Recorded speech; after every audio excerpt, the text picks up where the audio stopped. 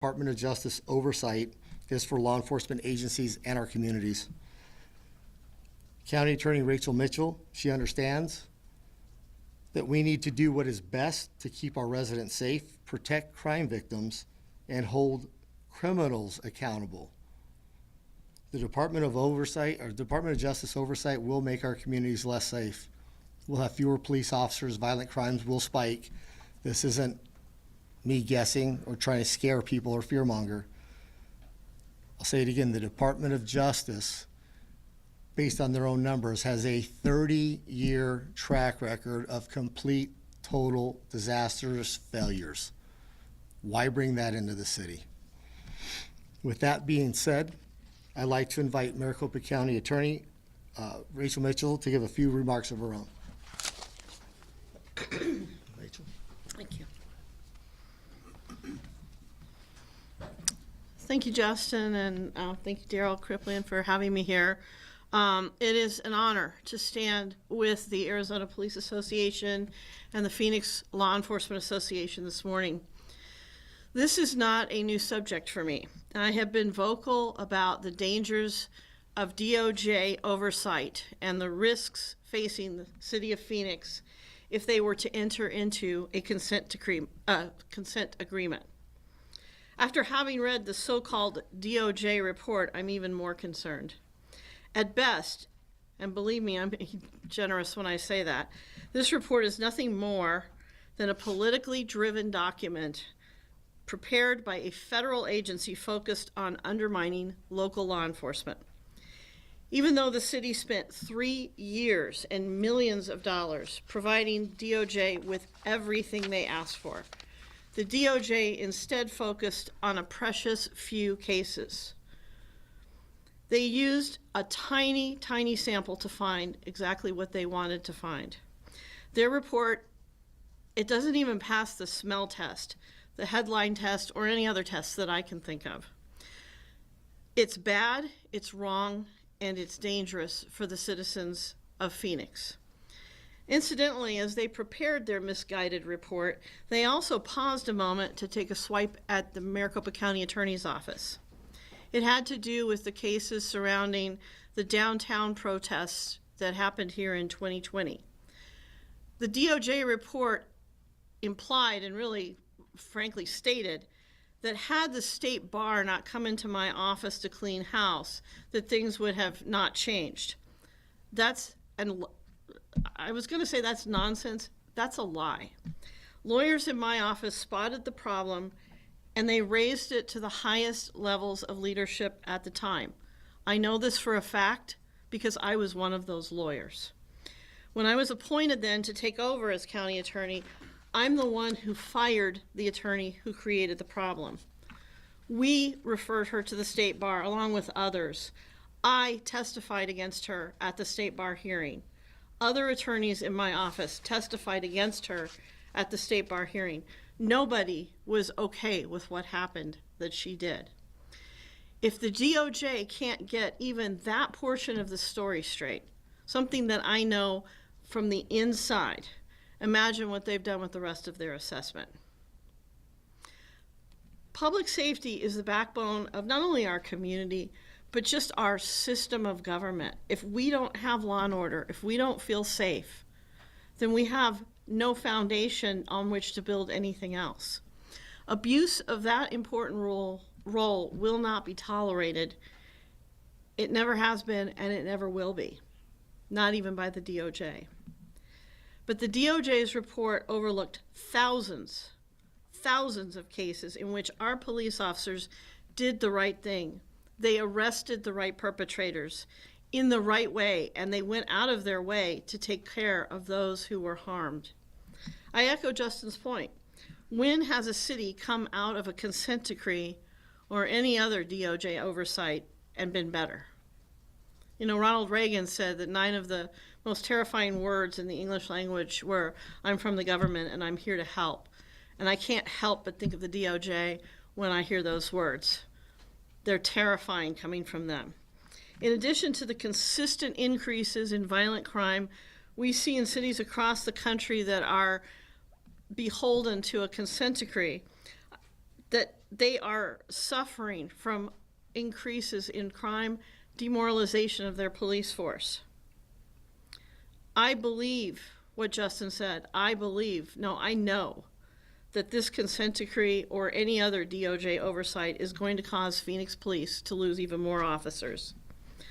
That's quite a hit for an agency that is already suffering from a shortage of over 600 officers. The outlook is even worse when you consider the financial cost. As you know, as county attorney, not only am I the chief prosecutor, but I am also the county's attorney, so I represent the sheriff's office. And what I can tell you is this: the Maricopa County Sheriff's Office is not supervised by the sheriff that the people of Maricopa County have elected. Maricopa County turned away the sheriff under which the DOJ found its tentacles, a way to wrap its tentacles around the sheriff's office, and they elected a different sheriff from a different political party. But I can tell you that the sheriff's office is not overseen by that person that's in office or the person that just resigned. It's overseen by a federal judge. Now, that's not a consent decree. It was because they chose to fight the consent decree and what the DOJ did afterwards.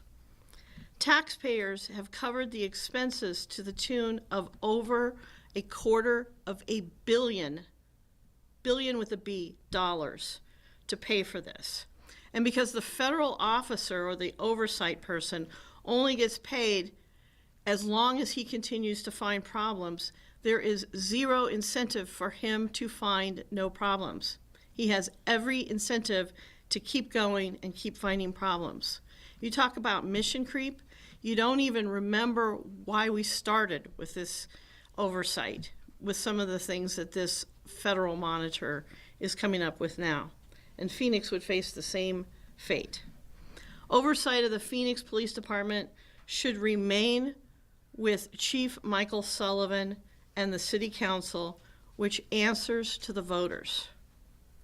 The men and women of Phoenix Police who put their lives on the line every single day for us, deserve our gratitude and not our condemnation. Everyone needs to recognize that the carpetbaggers from the Department of Justice are not the solution. You've heard the expression, a solution in search of a problem. Well, the DOJ is a problem in search of a problem. So with that, we are happy to take questions from people. Mr. Harris, you mentioned that Yes, you ma'am. described the report as irresponsible and lacking sourcing. Can you explain what you mean by that? Yeah, they didn't cite any of the specific details of what they listed in their report. So they took this entire investigation into one incident, let's say, and they highlighted it with bookends, and they left everything out in the middle to let the viewers kind of read into what they were trying to say. So I know over the course of the next several weeks, there should be some information that's coming out publicly that breaks down each of those investigations. I didn't want to get into specifics because there's too much to remember. But when the Department of Justice is coming in and they are intentionally changing the context of all the stuff that's in the middle to come to the beginning and the end so the viewers can reach their own conclusions, that's reckless, it's irresponsible, and it's not police work. Are you calling on the city and city officials to fight this in court? Because that's really... I'm calling them to fight this wherever they need to fight it, to kick the DOJ back to Washington. I don't care where they fight it. The mayor and council need to understand that what the Phoenix Police Department is doing with the 5th largest city in the country, being understaffed, overworked, these men and women are kicking butt. And to have this kind of ridicule, these kind of misstatements, these deliberate half-truths being told is absolutely reckless, and it just goes to show that the city of Phoenix local control, the community with local control with the police chief and the mayor and council can hold the department more accountable than somebody 3,000 miles away. It's like anything else. Do you want your older brother telling you how to raise your kids at home and then saying, oh, by the way, I'm going to charge you for my advice, although I haven't seen my nieces and nephews in 30 years? I mean, that's what we're doing. There's hundreds of millions of dollars being spent right now with Maricopa County paying the DOJ for an investigation or an inquiry that's never going to end. But you got to ask yourselves, this isn't necessarily just about the police department. This money is being paid out of general fund from Maricopa County. If the city of Phoenix were to enter into this program, this agreement with the feds, and these hundreds of millions of dollars are spent, ask yourselves this: could that go for hiring more officers? Can that go to building homeless shelters? Can that go to more health care for low-income folks? Can this money be better spent? Because it all comes out of the same pot. There's not a separate pot of money for DOJ expenditures, and they'll never leave. As County Attorney Rachel Mitchell said, they came into MCSO for a specific purpose, and now nobody even knows what that purpose is anymore, because this person who gets paid because they're here doing this is going to fire themselves if they say, hey, you guys are good to go, wash their hands and go somewhere else. Tommy, is there any concern, the sheriff's office here had fought it and lost. Mhm. So there are some that point to the money that was spent doing that. How do you justify that? Because that was money well spent. Just because you lose doesn't mean it wasn't worth the squeeze. If you don't stand up to the Department of Justice and they come in and just steamroll your city, a little bit of money up front fighting them to keep them out is well worth the long in return if they win. And even if they lose, cities need to start standing up to the DOJ, and hopefully we'll get a political climate that changes and is one that is less intrusive, because this federalizing of local law enforcement, folks, is scary. And this is the bigger picture for the DOJ. A lot of these folks under the Department of Justice aren't police officers. They've never been in law enforcement. They're academics that study things in college and believe that these theories are good. And they have no idea what in the hell they're doing. Heidi? What's your response to activist groups who say that they have suffered discrimination and have their rights violated by Phoenix police, and they've been coming to the council for years with similar things that were in the DOJ report, who also don't want a consent decree, not in favor of one? The community groups are not? I'm sorry. Put air in action. And a handful of other groups had a press conference a couple weeks ago saying that they've been coming to the city council for years with similar complaints that were found in the DOJ report. And they want the police department to be held accountable, but they're also not in favor of a consent decree. So what's your response to that, and what does accountability look like? Well, the accountability here is, one, again, community groups getting together. It's not just going to the DOJ. They're not the end-all, means-all. They don't know what the hell they're doing. But if there are community members that feel like they've been stereotyped or treated unfairly, City of Phoenix has a professional standards bureau. They investigate cops. And I can tell you, regardless of what people think, the climate change in law enforcement, cops don't support bad cops. And if they've done something wrong and the findings prove that, those officers would be held accountable. But I can also tell you, I've been in this position for 25 years in law enforcement, and believe it or not, some people file complaints that are unjust. So again, it all comes down to what's in the investigation and what happened. You know, I mean, we've heard things as far as, I can't believe that person got shot, although that suspect was pointing a gun at the officer. What are we supposed to do? So what I'm saying is, it's hard to generalize everything from the 30,000-foot view. Every person's complaint should be taken seriously and on its own merit, because every case is going to be unique, whether what that complaint is. I can tell you that, again, I grew up in West Phoenix. I have a lot of friends that are different races and cultures, and I can tell you that I've seen maybe not some of the most honest statements being made at times, because that doesn't serve the narrative of that inflammatory comment to get people's support. But I truly believe that the Phoenix Police Department, their Professional Standards Bureau, along with their staff and the Phoenix Law Enforcement Association, if an officer in the city of Phoenix does something wrong, from what I've seen, they're going to be held accountable as long as there's merit to that complaint. But just going on TV and claiming all these things happened without any proof, but just to say it, is inflammatory, but it serves the purpose of some groups. All right, next up, Craig. Can you provide some clarity on the source for the data where you said that the cities you listed all had some 80% rise increase in crime? The data you listed went into time. Can you provide some more details to show specifically consent decrees led to increase in It's all right here. There's not any one source. They're all public sources, but what you're talking about is this is an aggregate over the last 11, 12 years, depending on when they went in, entered into these agreements. Again, this information at some point will be made all public, but this is for our research, which is something the Department of Justice didn't do because they're not cops. We're cops. We do our research, right?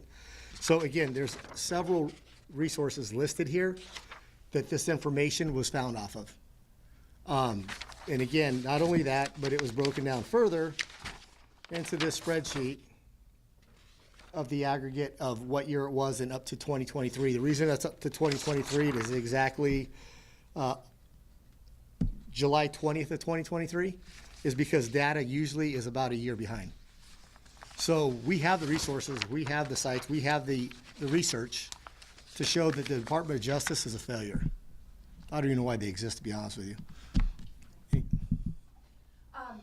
My main question is for Rachel. The DOJ touted the homeless situation as historical, as something that was groundbreaking and new. What was your take reading through the report on that? I also know we've had a recent Supreme Court case that also ruled on this as well. Well, yeah, thanks. I was going to bring that up because keep in mind this report was written prior to the recent Supreme Court case coming down.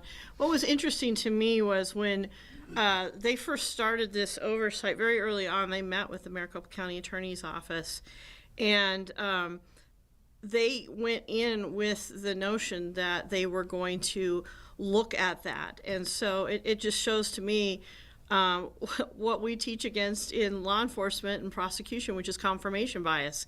They found exactly what they were looking for in this, and they fail, again, as Justin said, to look at the entire situation. We already know of quotes that they have used in their report that actually are not backed up by actual recordings that they took, and when you compare the actual quotes to what was cited in the report, it's not what the police were talking about. The police were talking about making sure people are safe and addressing criminal behavior.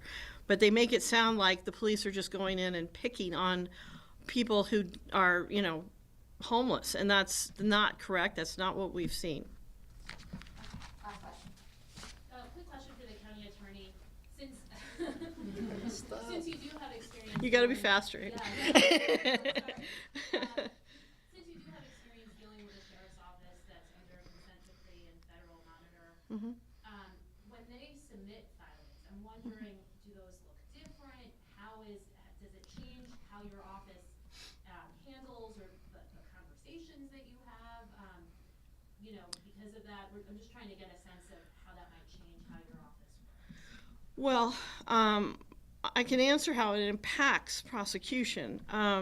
You have so many resources that are now dedicated to dance to the Svengali of the federal monitor that you don't have enough resources where they need to be doing investigations into, for example, homicides and other violent crimes. So that's one of the ways it affects. It slows down investigations when you don't have enough personnel, addressing that. But I also look at the stats, and what you see is an overall decrease in the ability and ultimately willingness to police. And so I think the reason some of the groups recognize that the consent decree is not the answer is because they know that people will ultimately be less safe because the police will just stop policing as much as they need to keep the community as safe as we are. And that's just unacceptable. Thanks, everyone. Appreciate your time. Thank you, everybody.